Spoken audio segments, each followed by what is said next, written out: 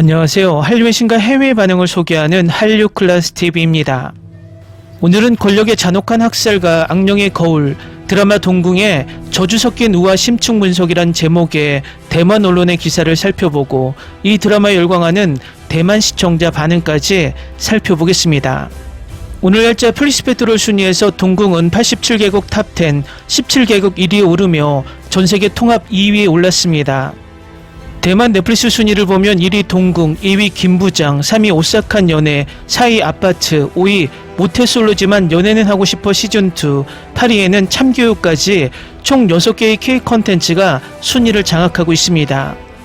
어제까지 2위에 있었던 동궁은 1위로 올라오며 대만 매체에서도 동궁의 극찬 리뷰 기사가 올라오고 있습니다. 기사가 길어서 바로 보시겠습니다. 궁궐 잔혹 공포의 정점, 역사 정치극과 오컬트 세계의 만남, 넷플릭스 8부작 오리지널 시리즈 동궁은 오늘날 K사극 스릴러의 완벽한 새 지평을 열었습니다. 피비린내 나는 원원의 궁궐, 동궁의 서사는 잔혹한 세자의 처소에서 시작됩니다. 현실과 연계를 넘나들며 귀신을 뵈는 신비한 산의 구천가, 귀신 소리를 듣는 저주를 품은 채 궁녀로 살아가는 비운의 옹주 생강. 두 사람은 왕의 어명을 받아 원기들이 가득한 동궁으로 향합니다. 하지만 진실이 드러날수록 충격은 배가 됩니다.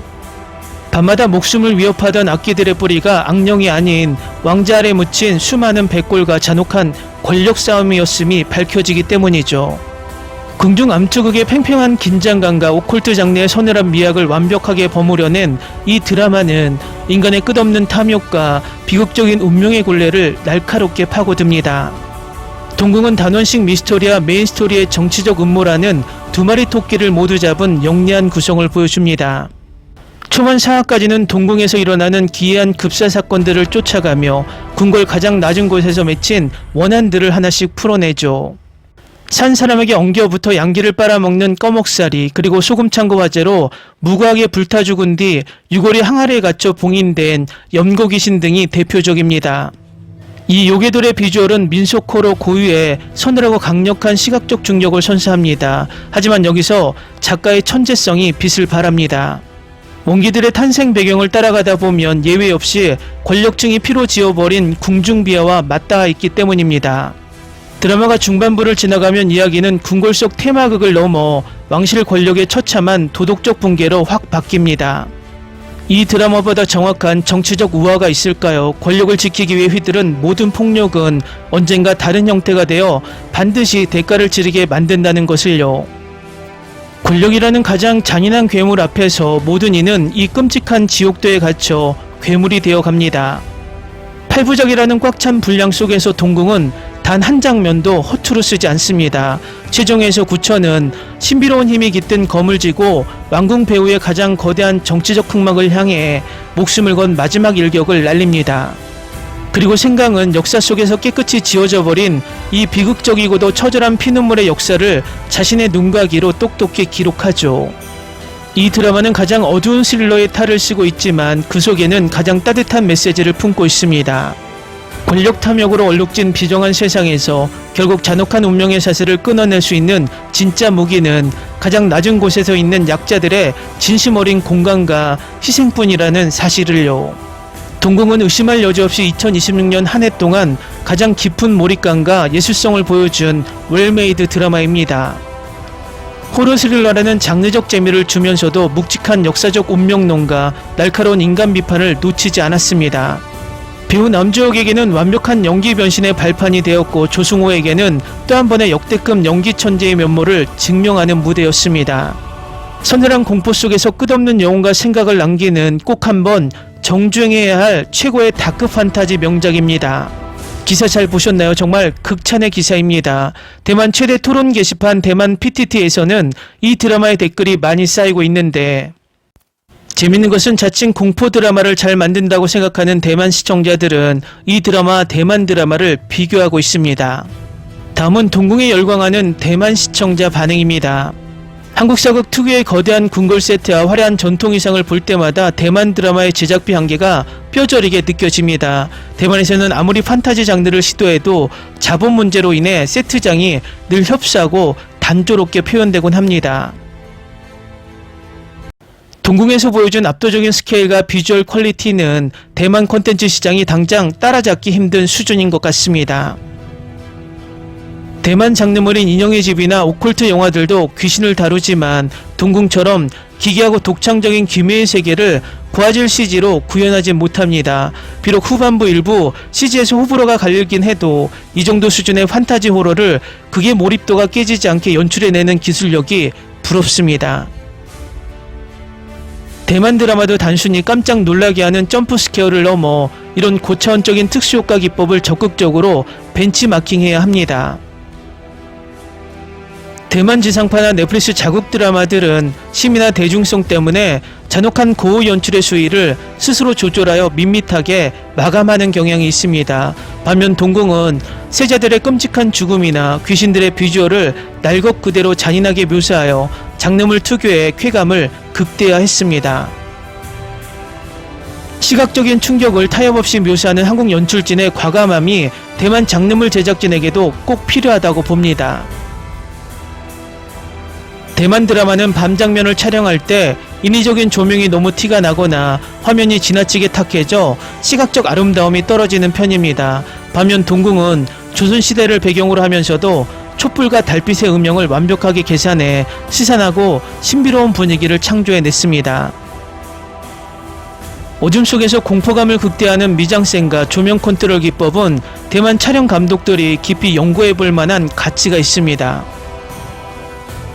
대만도 도교신앙이나 민간설화 등 매력적인 오컬트 소재가 널려 있음에도 이를 현대적인 세련된 컨텐츠로 녹여내는 능력이 아직 부족합니다. 동궁이 무당의 아들이라는 조선의 토속적 신앙과 궁중 잔혹사를 결합해 전세계 관객이 이해하기 쉽게 가공한 것을 보고 감탄했습니다. 자국의 역사와 전통 요소를 세련된 미스터리 스릴러로 포장해 수출하는 한국의 기획력은 언제 봐도 놀랍습니다. 대만 사극이나 장르물은 보통 정치 싸움이면 정치, 귀신이면 귀신 한 가지 주제에만 치중해 중반 이후 스토리가 힘을 잃는 경우가 많습니다. 하지만 동궁은 궁궐 내 권력 암투와 인간의 탐욕을 귀신이라는 매개체와 영리하게 엮어내어 서사를 촘촘하게 끌고 갑니다. 두 가지 이질적인 장르를 헐겁지 않게 직조해낸 작가의 대본 구성 능력은 대만 드라마판에서 정말 배우기 힘든 영역입니다. 많은 대만 스릴러 드라마들이 감정선이나 불필요한 서사를 늘어뜨려 중반부 전개가 지루해지는 고질적인 문제를 가지고 있습니다. 동궁은 8부작이라는 비교적 짧은 호흡 속에서 세자들의 연쇄 죽음과 저주를 파헤치기 위해 쉴 틈 없이 사건을 터뜨립니다. 한순간도 한눈 팔 수 없게 만드는 촘촘한 떡밥 해수와 타이트한 편집 속도감은 대만 연출가들이 반드시 배워야 합니다. 대만 공포물은 대개 한이 맺힌 귀신의 복수극이라는 1차원적인 인과관계에 머물러 심파로 오르는 결말이 대다수입니다. 반면 동궁은 귀신보다 무서운 것이 결국 인간의 끝없는 권력욕과 탐욕이라는 주제의식을 묵직하게 던져줍니다. 단순한 자극을 넘어 시청자에게 인간 본성에 대한 철학적 질문을 남기는 깊이 있는 극본이 대만 장르물과 가장 큰 차이점입니다. 대만 스타 배우들은 본인의 기존 청춘 스타 이미지에 갇혀 정형화된 로맨스물이나 안전한 역할만 반복해 맡는 경향이 강합니다. 반면 남주혁과 노윤서 같은 젊은 한국 배우들이 거칠고 시산한 오컬트 사극에 뛰어들어 과감한 변신을 시도하는 모습이 신선했습니다. 이미지 고착을 두려워하지 않고 완전히 새로운 캐릭터에 도전해 연기 스펙트럼을 넓히는 한국 배우들의 환경이 부럽습니다. 대만 드라마는 청춘 스타 위주로만 흘러가 중견 배우들이 단순한 소모품으로 쓰이거나 그게 무게감이 떨어질 때가 많습니다. 동궁에서는 조승우가 왕으로 등장해 화면을 압도하는 압도적인 연기력과 카리스마로 작품의 격을 몇 단계는 올려놓았습니다. 이처럼 연기파 베테랑 배우들이 적재적소의 뼈대를 잡아주기 때문에 대본의 허술함마저 커버되는 묵직한 힘이 느껴집니다. 대만 공포물은 단순히 갑자기 커지는 효과음으로 관객을 깜짝 놀라게 하는 1차원적인 사운드에 의존하는 편입니다. 반면 동궁은 연못의 물소리, 바람소리, 배우들의 거친 숨소리 등 미세한 환경음을 조합해 서서히 심리적인 압박감을 줍니다. 소리만으로도 공간의 시선함과 보이지 않는 존재의 공포를 시각화하는 사운드 믹싱 기술은 대만 제작진이 절대적으로 배워야 합니다. 댓글 반응 잘 보셨나요? 한때 대만도 공포 드라마 영화를 많이 제작했고 간혹 재밌는 드라마 영화가 있었습니다. 그렇지만 요즘은 그렇다 할 좋은 공포물을 내놓지 못하고 있어서 그에 대한 불만의 댓글이 많은 것 같습니다. 재밌게 잘 보셨나요? 여러분의 구독, 좋아요, 댓글, 알림 설정은 영상 제작에 큰 힘이 됩니다. 이 영상을 보신 모든 분들 항상 대박 나시고 행복하시길 바랍니다.